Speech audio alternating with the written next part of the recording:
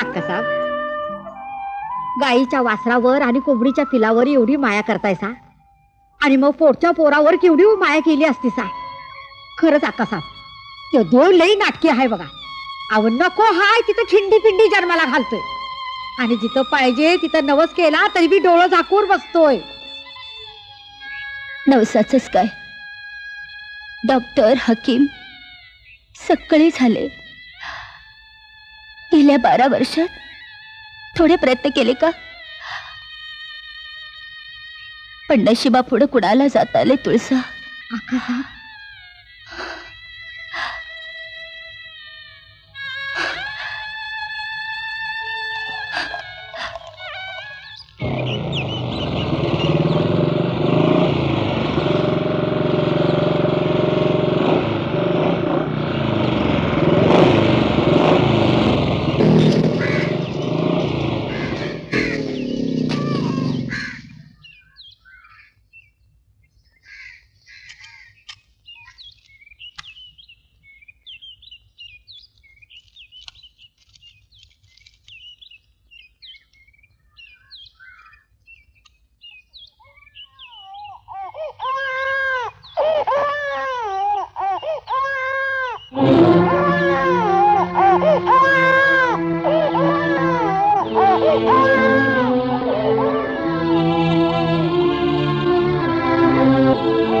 सुभान्या. जी सरकार. हे बाळ कुणाचं? माझं आहे धनी. एवढ्याशा कोकराला घेऊन कामावर येतेस?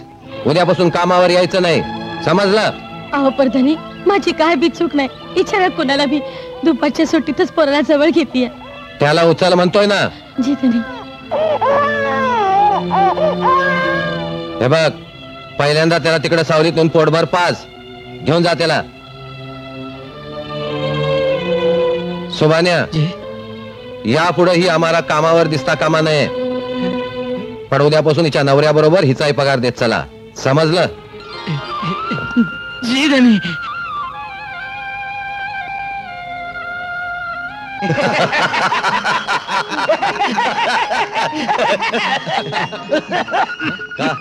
काय झालं? तुमच्या काय बी असू दे ते इनामदार साहेब, पण साला दिस मंदी एक टाइमाला तुमच्या पाय आमच्या पेढीला नाही लागला तर आमच्या शाला पेट नाही भरते. अहो शेठजी, रोज तुमच्या पिढीवर बसून एका सिगरेटची राख केल्याशिवाय इंद्र कधी उठलेत का? हा बात तो तद्दन साची छे. काय साची छे? हे बघा शेठजी, हा. आम्ही बी जातो घराकडे. हा. सकाळपासून मळ्याकडे होतो. हा. भूक लागली आहे. जातो. नाही आता तुम्ही गेल्यावर आम्ही पेढी बंद करून आयत्या ताटावर जाऊन बसणार जेवायला, आमच्या बायडीच्या भाषेत गिळायला. ते बदामरावाला तुम्ही जरा काहीतरी सांगा नी, त्याच्यासाठी आमचा जीव कसा खाली वर होत राहते. मग तुमचं म्हणणं तरी काय शेठजी? अरे दुसरा काय असणार आहे? एक सुंदरशी पोटी बघून लगीन करून टाकणी. याला सुंदरशी पोटी भेटणार म्हणजे वाळवंट मध्ये पाणी भेटण्यासारखा कठीण आहे. याची पहिली बायडी विहिरीमध्ये पडूनशी मेली, त्याला जमाना झाला. बायडी मेल्याचं दुःख नाही, पण हे मकान मध्ये एकटाच आहे ना, स्वतःच्या हाताने करत राहते. काय काम, कपडे धुणे, भांडी घासणे. शेठजी, आमची बायको गेली तेव्हाच आमच्या लक्षात आलंय, बायकोचं सुख आमच्या नशिबात नाही. नाही ते तर झालाच, पण शाळा बायडी तुम्हाला धार्जिन नाही तर तुम्ही बाई का नाही ठेवत कामाला? रामंदी मकान मंदी. पण हे तुमच्या बघून आमच्या जीवाला बरा नाही वाटत. चला आमचा जीव कसा खाली वर. शेठजी म्हणून म्हणतोय, अहो यांच्या गजलेल्या आकलेवर पाणी शिवून त्याला धार लावायची आम्ही लय जिकीर केली, पण ऐकत नाहीत. तेव्हा तुमचा जीव नुसता खालीवर होऊन काय उपयोग आहे का? नाही शाला ते जीवाला शेवायच पडला ना. आता काय, आम्ही निघतो. चला.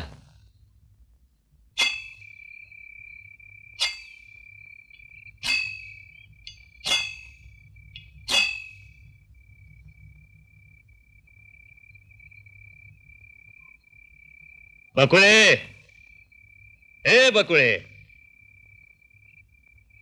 काय दादा? हे बघ, मी चलतो भट्टीकडं. रात सारी माल गाळून पाट्याचं द्यायचंय गिरायकाला. पर दादा, रोज वरडून बी तू ऐकना झालास ना? तू घरात नसलास की रातचं एकलीला राहायला लई भ्या वाटतं बघ मला. बकुळे, या नाग्याची भान असतो. तुझा डालला मेल्यापासनं तळ हाताच्या फोडागत सांभाळला मी तुला.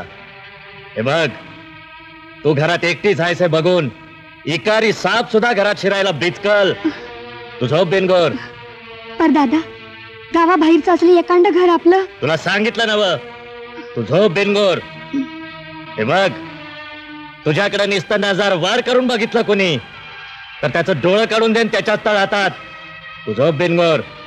येतो म्या.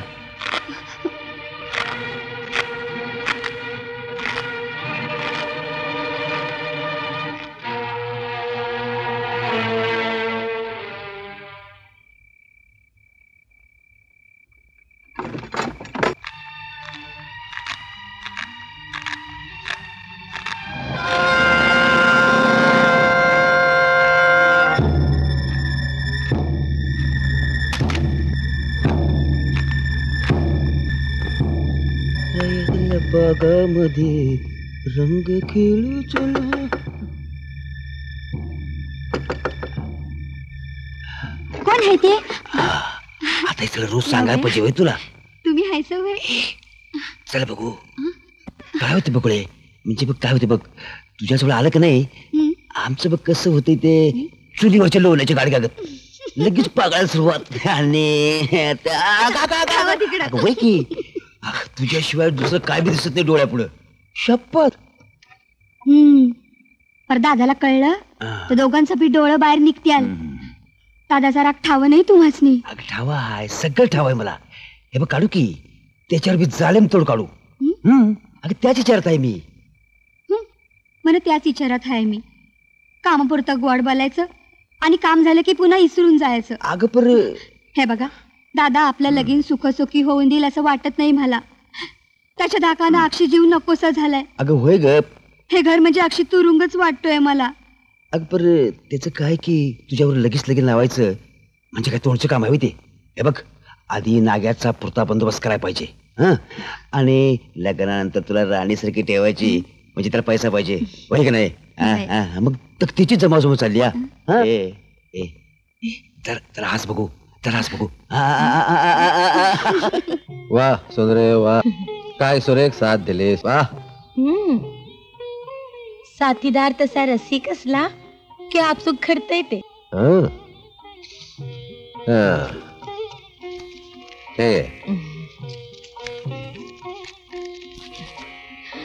आता पुन्हा कधी सेवेचा योग. सुंदरे, कुळासारखी वहिवाट लावायची सवय नाही आम्हाला. इनामदार साहेब. हो इनामदार साहेब. इनामदार साहेब. हो इनामदार साहेब. मी हाक मारते ना, तू कसा ला बोंबलते. अगं बाई शेठजी या ना. नमस्कार. नमस्कार वहिनी साहेब. कसा काय बरा.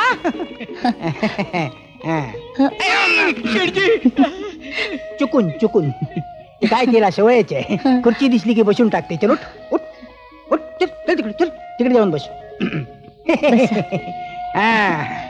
ते काय इनामदाराला आतमंदी डांबून ठेवला काय मकान मंदी. हसते तुम्ही हसते. 4 दिवस झाला डोकावला नाही आमच्या पेढी मंदी. ऊस तोडणी सुरू आहे शेठजी.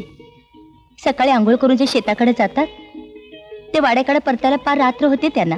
साला देशभर काय ऊसच तोडत राहते का काय ते वार्ता करते. पण वहिनी साहेब, चला ते नाही भेटला तर आमचा जीव खाली वर होत राहत. 4 दिवसात उरकेल काम. मग आहेतच की मोकळे पुन्हा.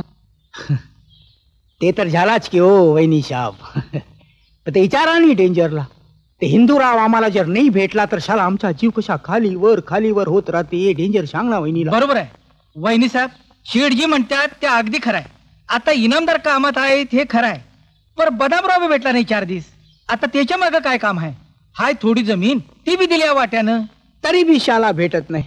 ते आपण जाऊ तिच्या मकान मंदी बघू. तरी शाला मकान मंदी एकलाच आहे का दुसरा. बरं आहे वहिनी साहेब.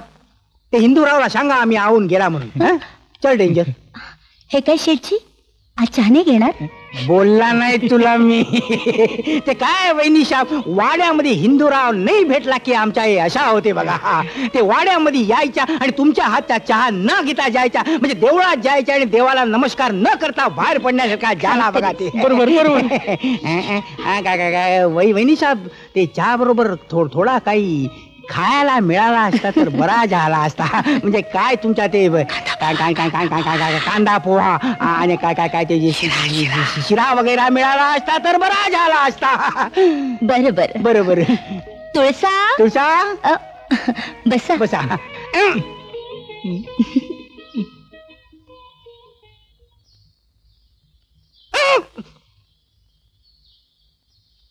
तुझ्यामुळे होते सगळा.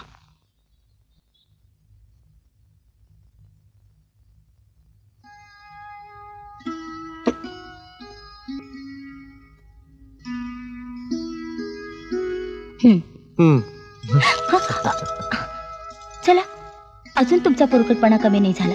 आता कसा होईल तो? घरात पोरं बाळ खेळल्याशिवाय आमचा पोरकटपणा कमी होईल का? तुम्ही सांगा की. काय हे? दादाचं हं. सकाळी तुम्ही गावाला गेलात आणि हे पत्र आलं. काय म्हणतात काय? प्रिय हिंदूराव दाजी यांना राम राम. मुद्दाम पत्र लिहिण्यास कारण की 8 दिवसापूर्वी इस्लामपूरहून सारजा इकडे आली आहे, म्हणजे तुमची बहीण. शाबास. पुढील आठवड्यात ती परत जाणार आहे, म्हणून आईसाहेबांची इच्छा आहे की राज्य अक्कानं इकडं यावं. बहिणी बहिणींची भेट होऊन खूप दिवस झालेत, म्हणून राजाकाला इकडे घेऊन येण्यासाठी मी सोमवारी येत आहे. म्हणजे मी मेलो तरी तयारीत असावे. आपणा सर्वांना आशीर्वाद. आपला मेवणा प्रतापराव शिंदे. म्हणजे आपण सोमवारी जाणार तर. साजाची जयश्री आणि धैर्यशील आता मोठी झाली असतील नाही? छोटा धनुबी रांगत असेल तर तिकडे जाऊन स्वतःच्या डोळ्यांनी बघा की तुम्ही.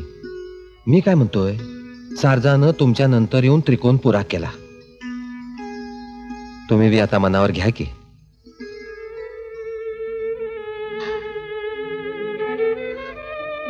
देव सुद्धा किती सत्व बघतोय नी एकेकीच. या 12 वर्षात एकटाही दान टाकला नाही त्याने आमच्या पत्रात. एवढे हे ऐश्वर्याने भरलेलं घर कसं नुसतं सुन्न सुन्न वाटतंय.